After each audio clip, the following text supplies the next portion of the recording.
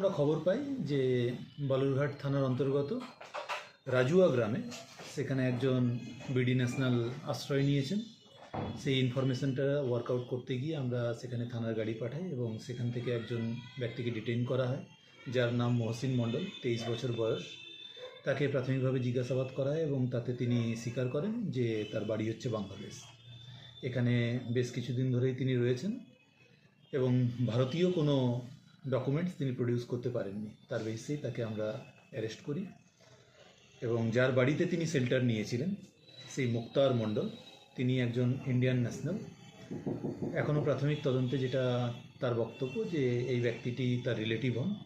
তিনি সব কিছু জানতেন যে ইনার কাছে কোনো ভ্যালিড ডকুমেন্টস নেই, তা সত্ত্বেও তিনি তাকে শেল্টার দিয়েছিলেন, তো তাকেও আমরা ডিটেইন করেছি। ইনি কি মানে এবার কি কারণে তিনি এপারে এসেছেন বা কতদিন আগে বাংলাদেশি ঝামেলার ভয়েই কি পালিয়ে এসেছেন?